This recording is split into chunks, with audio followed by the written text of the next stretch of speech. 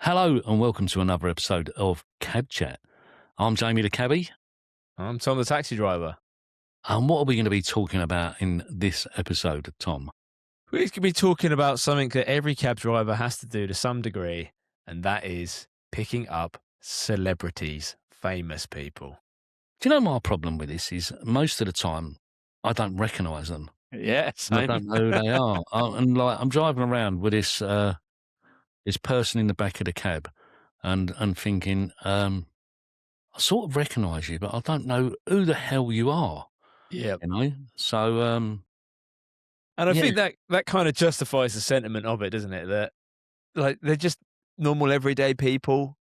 Most of the time, most celebrities are quite, nice and polite because they know that they're in the limelight, and that usually gives it away a little bit if they are kind of a bit more overly polite. Not everyone is polite, but they're just like normal everyday people. So whenever I've picked up a celebrity, I don't really talk to them and be like, oh, I love what you do or whatever. I just drive them like any other passenger. If they want to have a conversation, they want to have a conversation.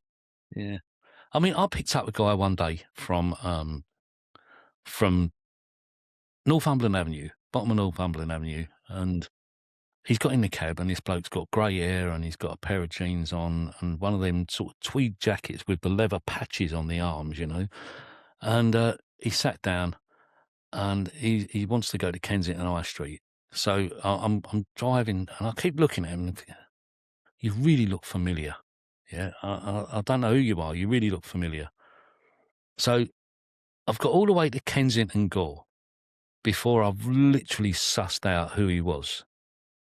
And I've sort of looked at him and I said, sorry, sir. I said, I've got to ask. I said, I've been looking at you. I said, and you look really familiar to me.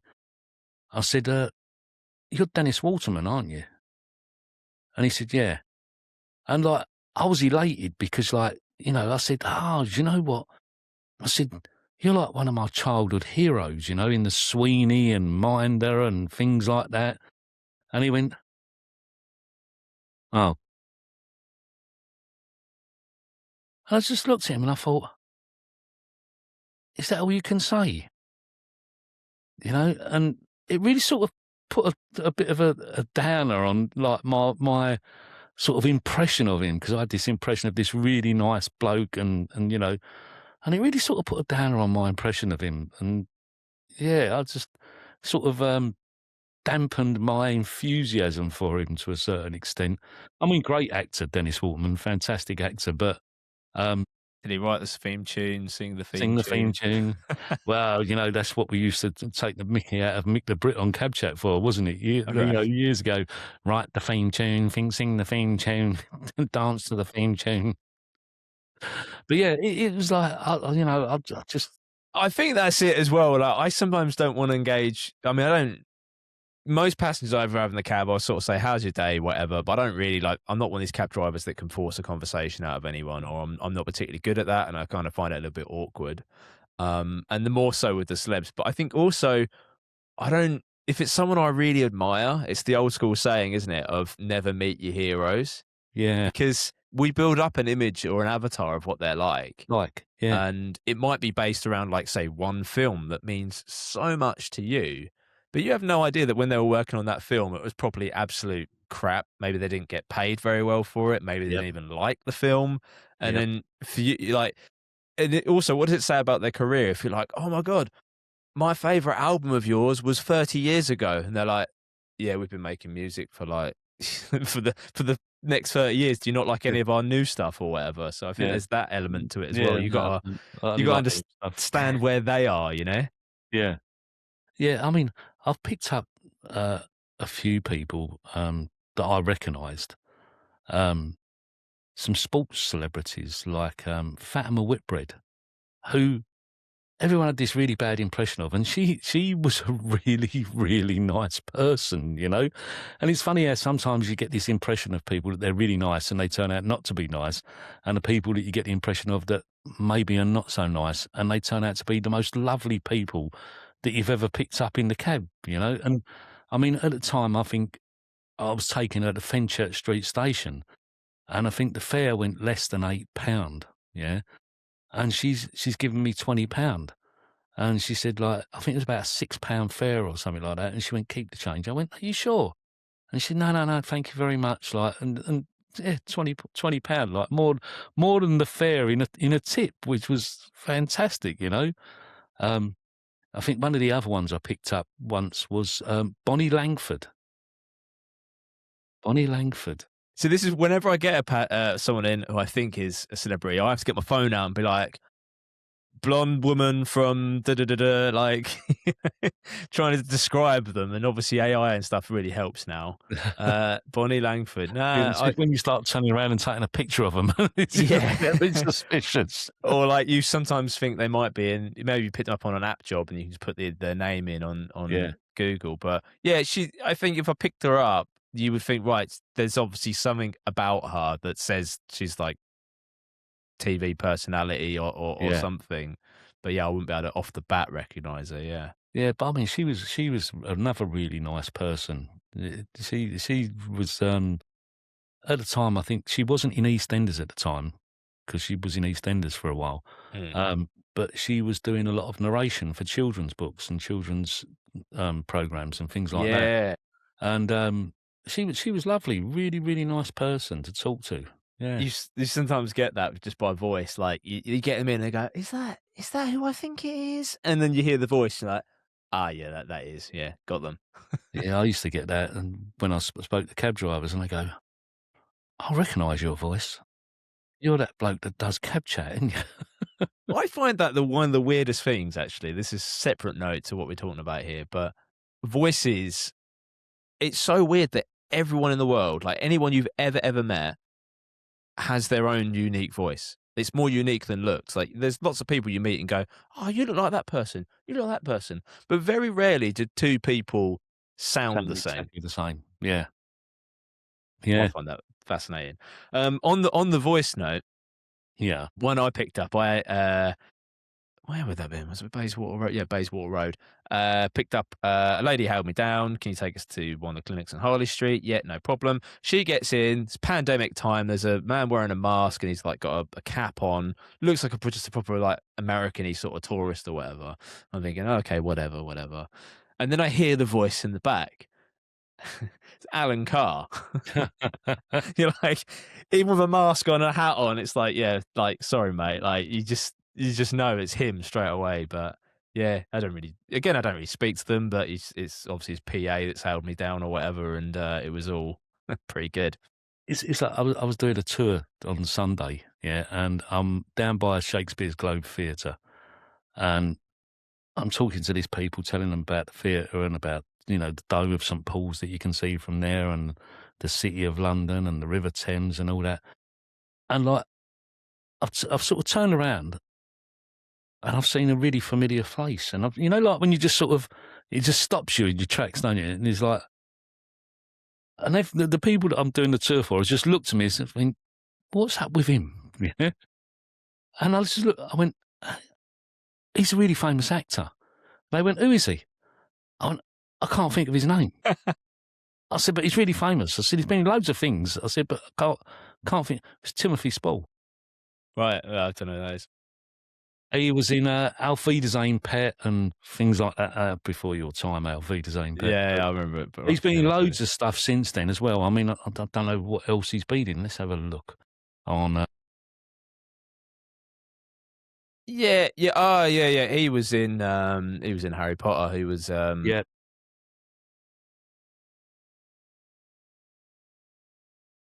Peter Pettigrew in it, the rat, I think. yeah, he's been Yeah. in loads and loads and loads of things. But I mean, I think it was Auf Wiedersehen, Pet, that made him famous. Well known, yeah. And again, I think that's the other thing that I've mentioned it briefly, but I sometimes think about certain people that are famous, and like probably one of the worst must be like a newsreader, because you're not like stratospheric famous, or like you probably don't get like stratospheric like money, like earnings from like being a newsreader, but you are the most recognized person like ever.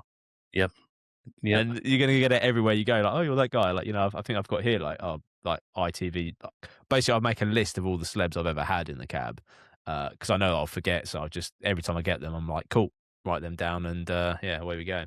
Yeah, I was on my way home one night when I first started driving a cab, and I was only young, yeah, and like what a young man is like when they see a really pretty girl, and you're sort of looking at them and thinking, "God, she's really pretty," yeah. And I was coming round Trafalgar Square and looking at this girl, and she's seen me. I ain't got me light on, and she's come running over, and she said, "I'll give you." It weren't particularly busy out, And she went, "I'll give you £40 to take me to the Dorchester." Well, at the time, it would have gone about fiver, right? So I went, "No, no, just pay me what's on the meter." So I opened the door. She got in and drove around to the Dorchester. She's got out and she's insisted on giving me this £40. And I said, "No, no, look." I said, just give me £20. If you're insisting on giving me a nice tip, just give me £20 because, the fare doesn't come anywhere close to that. I said, that's a really nice tip for me. No, no, I said £40, give you £40. So the doorman's standing there and he's gone, as she's walked away, he's gone, "You know who that is, don't you?" I said, "No." He said, "That's, what's her name? Thingy Bob. Oh, I can't think of her name." I went, "She's really famous then."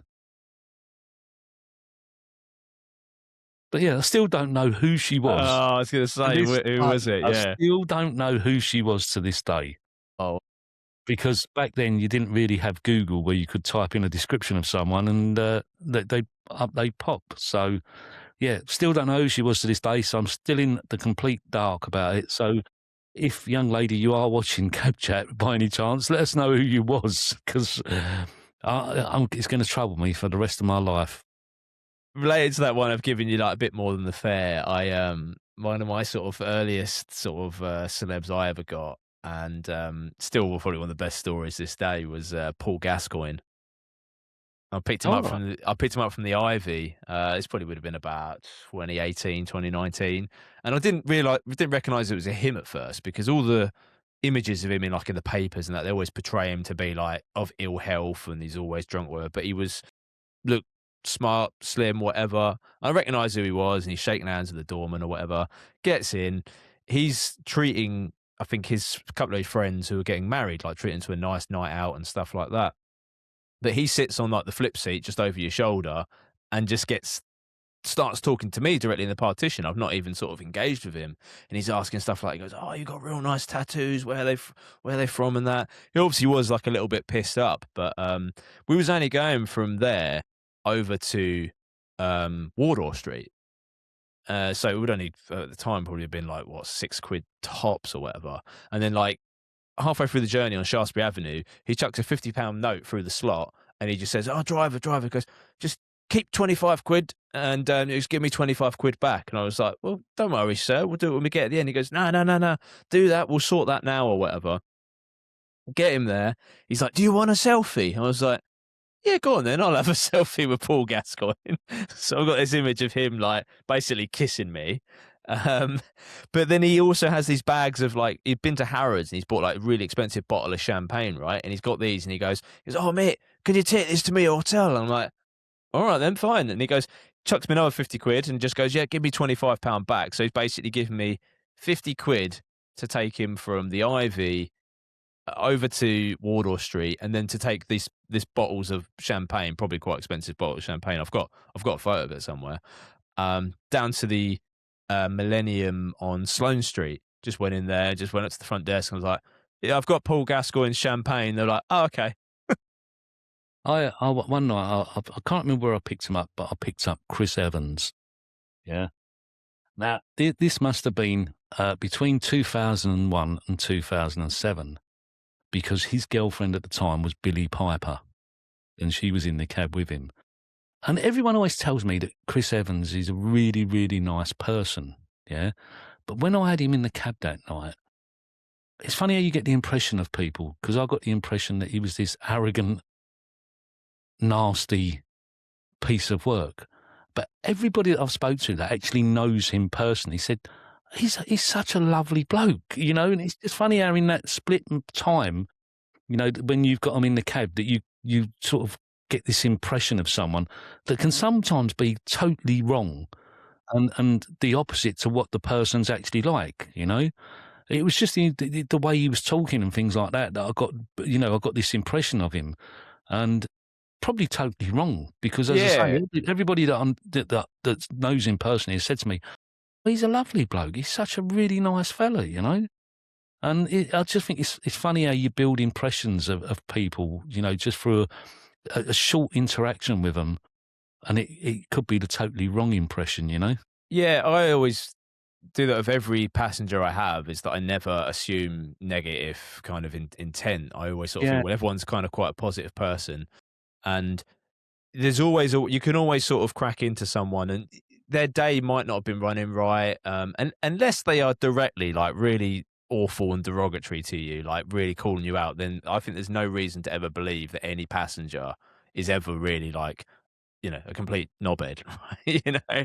Um, like a good example, we've all have this, is that someone gets in, they sound like they're quite rude and impatient with you, but then once you get talking with them, you then realize that they might have had a bad day, they might have missed the train, they might be late for something, and by the end of the journey, they're like the most amazing person ever. But if you went by how they were when they first got in the cab, you would have written them off entirely, basically. Yeah. Yeah, definitely. I mean, I pulled into Charing Cross Station one night. There's a big queue of people, and pulled up the front of the rank. Bloke's got in the back, and no sooner has he got in the back, he's like, "I've been waiting here ages for one of you CUNTs to turn up," and I'm already pulling away, right? And I just went, "Er." I went, "Get out." And he went, "What?"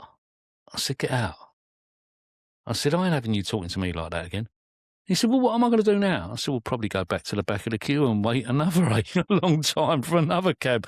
I said, "Because I doubt the people at the front are going to, you know, appreciate you pushing in front of them." But he's, you know, I've had other people that he picked up and like they've been, you know, quite abusive at the beginning because they've had to wait for a while to get a cab. And you say to them, "Look, don't blame me. I'm the person that stopped and picked you up. Yeah, so don't take it out on me." And then you end up having a really good conversation with a person. You know, they turn out to be a really nice person. They're just frustrated because they've been waiting in the rain for a cab in the cold and you know, they've had to wait a long time. Yeah, my de facto is all I always like, because it's like anything when someone has an argument or beef with you, if you kind of go back to them with like that same kind of energy, you do kind of start like a little bit of a fight. Whereas I like the idea of like, if we're playing a game of tug of war, I'm going to be the one that's going to disarm it, drop the rope almost. So if someone, yeah, is like, "Oh, I'm running late. Oh, da, da, can you got to get here in this amount of time?" I'd say, "Well, okay, sir. Well, I'll do as best as I can. You know, I'm almost like in a real innocent way that's like really impossible to get mad at. I'm just like, "Yeah, I'll do my best, sir. Don't worry." You know what I mean? Like, "Oh, yes, sir, three bags full," kind of thing. And some people think, well, that's like you kind of let them walk all over you. I'm like, no, no. Most of the time, they kind of get the hint and they sort of almost say to themselves, like, "Oh, actually, I'm possibly being And a a bit bit unreasonable unreasonable. here." Yeah. And then it does sort of straighten itself out in the journey. But you've got to just bite your tongue, and it's So obviously what the knowledge you can teaches you. you can sometimes take the opposite stance with that, and it totally disarms them as well. Because, you know, when I first started driving a taxi, I remember I pulled up in Fleet Street one night, and then someone said, "Oh," it was like 10 or quarter to 5, and it's like, "I need to get to Paddington by 5 o'clock." And I think I had about 12 minutes to get there. Yeah, by the time, and I went, "I'll try for you." Yeah, right. "What time's your train?" 5 past 5. Right now, you know, when people get in the cab and they go, "I need to get to Paddington by 5 o'clock," and he's got 12 minutes, and you go, "What time's your train?" And they go, 5 past 5, and I say, "What time's the next one?" That's a And they good go, line. I knew that one. Yeah, they yeah. go, "Why is that?" And I say, "Well, you've already missed the first one. I don't want to build up your expectations saying that I'm going to get you there in time. So I'm being realistic. What time's your next train? And we'll aim for that one, shall we?" And it totally disarms them. They just don't know what to say. And it's like, "Oh, well, the next one's 25 past. Well, we've got plenty of time. We'll get there in time for the 25 past one, yeah? Yeah. Oh, And that's a good one, that. I've never because I usually whenever there's someone says I've got to be there for a certain time, and if it's this real narrow window, I just don't entertain it. I just say, "Sorry." yeah. But no, I just say, "What time's your next one?" And it's just totally they're like, "Why?" "Well, 'cause you've missed that one." Yeah? And I Let that love one the people go. that get in the cab when they say, can you hurry up, driver? We're late." "No, we're not. You are. You should have given yourself a bit more time. I'm not late at all." I like the Johnny Vaughan one he says about he goes, "If ever you get in, like, a cab and that cab has an accident, it's always the passenger's fault because Oh, inadvertently you've put the driver in that situation. Like, you wouldn't have been in that location had you not got in his cab." yeah, exactly. So it's always the passenger's fault. Yeah, without a doubt. So what other celebrities have you picked up? I picked up, I mean, I've done a few film bits and things like that, and, I mean, I was in a Harry Potter film. Have I told you that before? No? Harry Potter and the Chamber of Secrets, yeah, and Really? Whereabouts? in the scene when they get to King's Cross Station to go on platform 9 and 3/4, Harry and Ron, and Dobby stops them, so they come back out and they get into Arthur Weasley's flying car. So just before they go into the station, you see this scene of King's Cross King's Station, which Cross, yeah. isn't really King's Cross, it's St Pancras Station, yeah? And there's a scene with the little blue car parked there on the Yeah, the pavement, Ford and Anglia, yeah. yeah, the Ford Anglia, and there's a taxi coming down the ramp, and there's a bus there. The taxi comes down the ramp, and a guy walks across the road in front of him, and he nearly knocks him over. That was how it was all set up. Yeah, and that was me. If you zoom in, Well, you're in the cab, sorry, yeah. yeah, if you zoom in, you can see Oh, my mega. registration number J2JRO because Ha! yeah, it was on my black Phil at the time. I've been Oh, in loads mate. of things like that. I've been in Mrs. Peregrine's Day Off. I did a TV program that used to be on called Banzai. Yeah, I remember Banzai. I did Letting Banzai. ends. What Yeah, did you do on yeah. Banzai? I did Banzai. I can't remember whether it was Fatima Whitbread or Tessa Sanderson, and it was basically, could she throw a javelin for, I think it was like half a mile, right? So because it was betting program, wasn't it? They took bets on whether you could, whether Yeah, the, yeah. Betting ends. yeah. That's So so good, that. she ran up with a javelin, yeah, and just in front, out of shot, my cab was parked there. So she ran up with the javelin, opened the door, jumped in the back of the cab with the javelin out the window, and we drove along the sports field, yeah. And then we went for half a mile, and then she stuck it in the ground, and they went, "Yes, she can." But yeah, I've done that a couple of times. Done Don't Tell the Bride. Don't Tell Bride, yeah. Done that 3 times. Yeah. The last Wicked. one was the EastEnders themed wedding when Joe Swash was the celebrant at the wedding, and they filmed that in a square in East London. But I picked the bride up from Rochester and drove them up there with the cameraman and the director. They picked me because they said I looked like Minty. Oh, dear. Yeah, it's funny some of the things. Having the being one of the cab drivers that had one of the first websites about taxis on the internet, it used to get me in all sorts of trouble. Yeah, but it's weird how, like, I sort of studied film and media production at university and wanted to come out and get, like, a job in industry, but I tell people now that I've actually done more film and TV work just through driving a cab, like, getting into it, not through, like, the direct route, but just, like, on the backs, you know? Yeah, It's brilliant, without brilliant. a doubt. I was I trying mean, to look for the Harry Potter shot of you, but, yeah, I'll have to just sit and watch that, I think. That'll be Harry Potter shot of me. Let me. that's all right. I think we'll do it. We'll divulge. We'll digress a little bit too much on the pod otherwise. What other people have I had? Let me just go through some of this list. So I've got Hugh Laurie, Alan Ford, who played Bricktop in Snatch. I've picked up Hugh Laurie and I've picked up Rowan Atkinson. Oh, bloody hell, yeah. Very Yeah. strange, a very strange man. Very strange man. Very talented man, Yes. but very strange man when he's I sitting in the bet. back of a cab. I'm not going to tell you what he was doing because it wouldn't be fair. But yeah, very strange man. Polite enough, nice enough, but just a very strange man. very talented, extremely talented man. But yeah, Jeremy Paxman, I think I shortchanged him.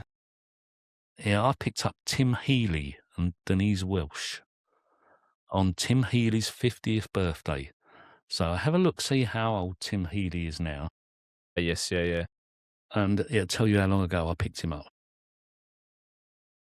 Tim Healy he was born in 52, make him 74. Well, it was his 50th birthday, so it was 24 years ago. 29th of January. Yeah.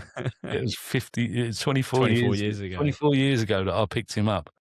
Yeah, 24 years ago, eh? Yeah, Dave's going out for his 50th birthday, because obviously they're not together anymore, are they? Tim Healy and Denise Welsh. They're separated now, so yeah, I think they're actually divorced as well. But they was both nice people. Yeah, really nice people. Gave me a nice tip. Yeah, there was a whole load of them. I think there was 2 or 3 cab loads of us went, and I actually had them 2 in the cab, Tim and Denise. Can't think of any others I've picked up. That's what I say. I pick people up. Go write them down, man. And whenever it comes to you, just write them down. Right. It'll tell you a funny story, right? Yeah. So I'm doing a tour last year, and I've messaged the people, messaged them the day before, didn't get a reply. So I messaged them again in the morning. I was doing another tour in the morning, picking these people up later on in the afternoon. And so I messaged them and said, just a quick note to introduce myself. My name's Jamie. I'm going to be your driver guide for your tour today. Get some message back just to let you know we are both couples are professional Santa and Mrs. Claus. Right? That wasn't the funny part, right? Because, I took them up to Abbey Road because they wanted to go up there and, other places. And they've got like T-shirts on because it was in the summer, T-shirts with like little Santas on surfboards and things like that, right? So I'm going along Holborn, right? Because I forget where they wanted me to drop them at the end of the tour. So I'm going along through Holborn, and this cyclist has come tearing up by the side of me, banged on the window. And when you think, oh, what have I done now? Yeah, what have I done now? I've wound the window down, and the cyclist went to me, "Here, mate." I went, "Yeah." He went, "You've got ZZ Top in the back of the cab there." Oh, yeah, I did chuckle at that one. Even they laughed. They went, "What did he say?" I said, he said, "I've got ZZ Top in the back." Yeah. We're going to have to do a show one day on funny things that have happened in the back of the cab, or unusual things. Or again, it's a bit like the one we done the other day about luck, just how luck really sort of comes up. And those kind of circumstances where you just create them and you're like, oh yeah, I guess it looks that way, yeah. So have we got another funeral for the road this week? Oh, there was another road that shut, but I can't. I'm out driving and I see it and I'm like, oh, that one. And then I forget. So I think it's Harewood Avenue. But you know what you need to do is write it down. Yeah, I wrote it down, that one. Come on, listen, you've got your Claude set up now, and maybe we'll do a show one day about AI. And how it's ruining the world. How it's ruining the world and going to take over your job. Oh, I have got one. Let me just generate it, though. He's just going to generate it. So what? You just talk amongst yourselves. Cut this little bit out, and this bit of fluff out in the middle here. Okay, so yeah, I'll just run through some of these other celebs. If any of these names hit, then let me know, and I'll go into the deeper story of how they were. So, Ross Noble, Noel Fielding, ITV News reporter, David Suchet. Yeah, and David Suchet, yeah. Paul Gascoigne, Charles March, who was founder of Goodwood Festival of Motoring, Sir John Sorrell. Apparently, Charles Barry's great-great-great-grandson. Don't know how tenuous that was, but yeah, he was just a bit of a weird Aussie. The guitarist from the Arctic Monkeys, Robert Peston, who does obviously the politics on ITV, I think. Brian Johnson from AC/DC. All right. AC/DC, yeah. I couldn't understand a word he was saying. I got him to repeat his destination about 3 times because it's a Geordie accent. Cross Keys, Genie Walk. I'm like, excuse me? Do you know the funny thing is, years ago when I first started driving a cab, and you ask some older cab drivers, what celebrities they picked up, and it'd be like Oh, yeah, I've picked up Frank Sinatra, Dean Martin, Fred Astaire, and I've picked up, like, and they'd run off these whole list of, like, real A-list celebrities Real, yeah, yeah. that they picked up, not like people that think they're A-list and are not really A-list. They're, like, more sort of C or D-list, I guess now people have access to kind of like a lot more private cars, Yeah. chauffeurs, and stuff like that. But yeah, Robert Peston, Brian Johnson, Robert Webb from Mitchell and Webb, look, Tom Hooper, the director, David Mitchell, also Mitchell and Webb, Sophie Ellis Bextor. That went What off was she street like? though. What was That was off of like one of the panel shows. Would I Lie to You? That was like a pre-booked Yeah. job, but yeah, she didn't really speak to her. She was polite enough.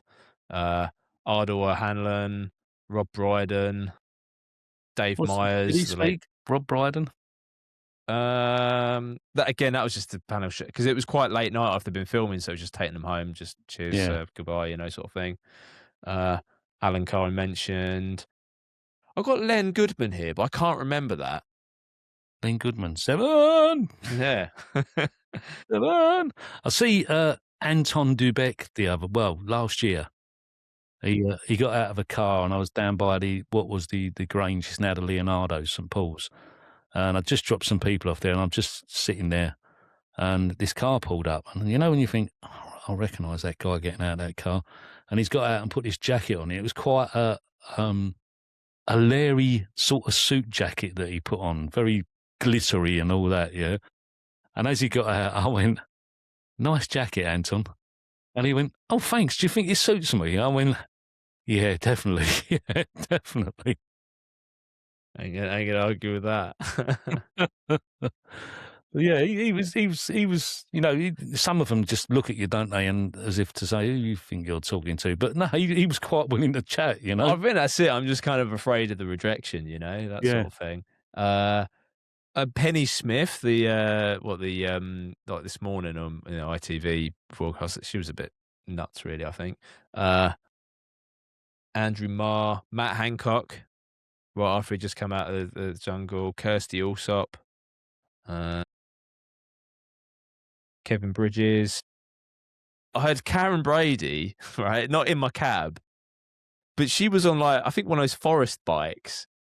And she came out of the Lanesborough. You know when people just go like riding a bike in a completely like the wrong direction or whatever. She's out the back of the Lanesborough, and I'm going up Grosvenor Place, and she just cycles sort of head on into like traffic, like to get over the other side where the Peninsula Hotel is. And I thought, I did just witness that, right? Like, she's on a rental bike, just years ago wobbling over the road. years ago we used to do some work from the LWT studios, which is no longer there.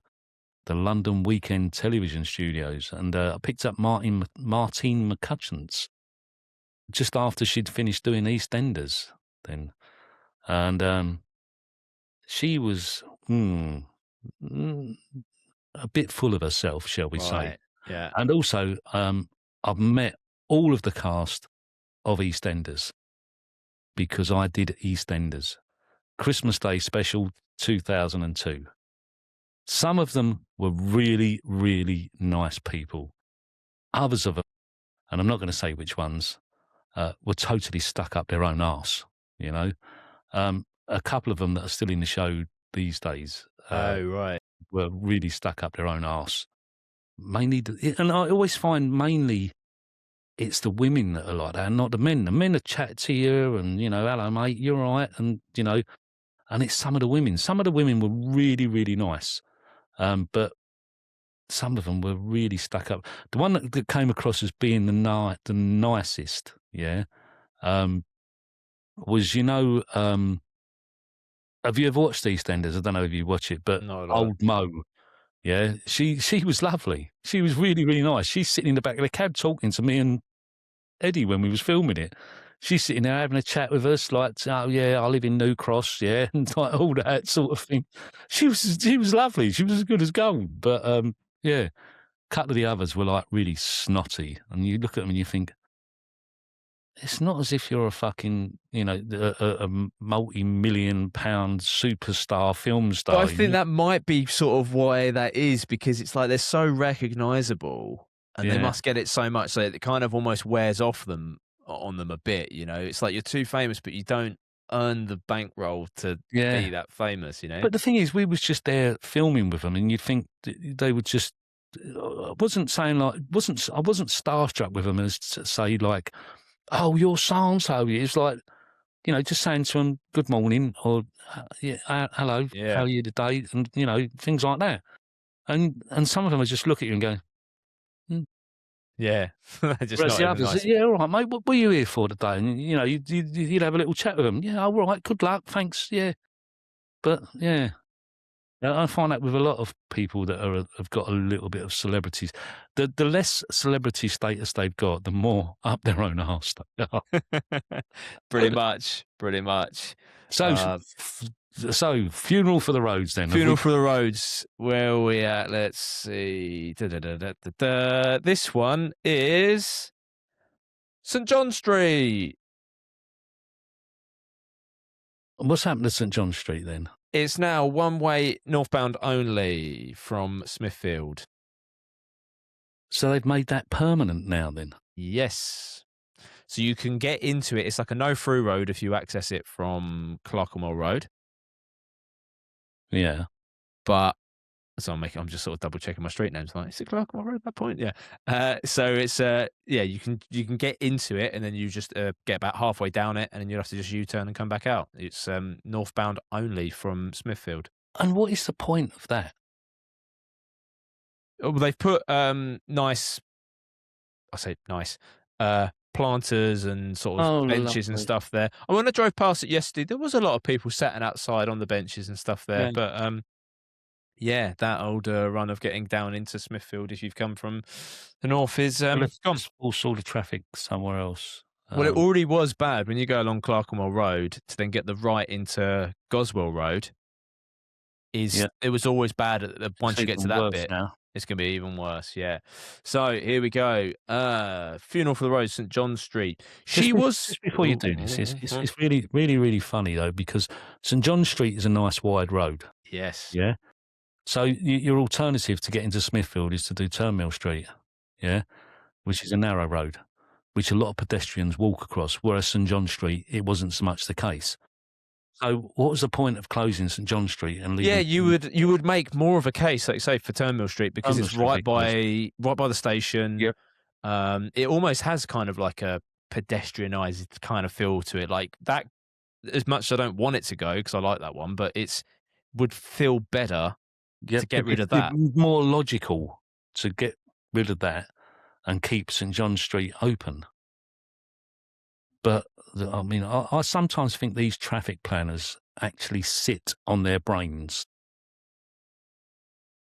Yeah. But Well, go on. Sorry, I interrupted you, Thomas. here we go. She was the start of the Great North Road, the first street London gave to those who strode past Smithfield's bars through the drovers' dust and din, where cattle called and every inn took in. A courthouse stood in the middle of the lane, Old Hicks Hall, where Middlesex held reign. They built it right there in the road's wide span, the datum point for every mile north ran. The Windmill Inn, the Castle and the Rose, the bell on the hoop where the drover goes. 8 centuries of trade and tongue and ale, and now a planter marks the end of the tale. One way from Smithfield, she'll give you south. Wait, she'll give you south. That doesn't make sense.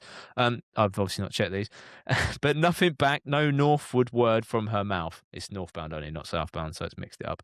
The width that once held courts and coaches wide is cycle lanes and greenery, side by side. A road that measured every northern mile, reduced to something decorative in style. Islington has spoken, as boroughs do, and mile zero now belongs to no one's route. There you go. The death of St John Street. And that's why you can never trust AI. Yes. And Maybe the planners used AI to shut St John Street. Shut streets off, yeah. I mean, I said to Claude the other week, when we had that really hot week, when it was really hot all week. So I said to Claude, what's the weather forecast going to be like tomorrow?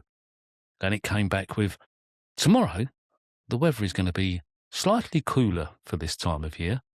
The highest temperature is going to be 15 degrees centigrade, and there is a chance of rain. Yeah. So I went back to it and said, Claude, where did you get that load of crap from? Yeah. And it come back and said, various sources on the internet, including this weather website, this weather website. And I said, but the forecast for tomorrow is that the temperature is going to be, in 27, 28 degrees centigrade. There's no chance of rain whatsoever. So he come back and said, okay, maybe next time I should ask you. Stick to the professionals. Let the professionals do it. Yeah, but do you know, there's only one surefire way of knowing what the weather's going to be like for the day, don't you? Because you can't even trust the weather forecasters. We were sitting here the other night watching the weather forecast, and the weather forecaster saying, and this is going to be the weather for tomorrow. And I looked at Denise and I went, how on earth would she know? I said, she's got it wrong all week so far. So how the hell does she know? There's only one surefire way of knowing what the weather's going to be like. Stick your head out the window. Yeah. And if your head gets wet, it's raining. Or, and there's another one which I learned from my ex-girlfriend who wasn't a UK native. She said, irregardless of what the weather says, Tom, or what the weather app says, in the UK, I've come to learn there is always a 10% chance of rain. Well, there is that. There is that possibility, except for that week, 2 weeks ago, when it didn't really rain at all. No, but I guess there probably would have been a 10% chance of rain, there's though. 10% chance. There's always a chance of rain. So that's it. That's the way you've always got to hedge your bets in the UK. So, yep. Anyway, you've been listening or watching Cab Chat. I've been Jamie the Cabbie. He's been Tom the taxi driver. Don't forget to like, subscribe, and follow us on YouTube or in your podcast app. If you want to get in touch with us, you can do so. Just visit our website is the easiest way. I'm not going to reel off loads of different social media links. Go to cabchatshow.uk. All of our social media links are on our website. Until next week, be lucky.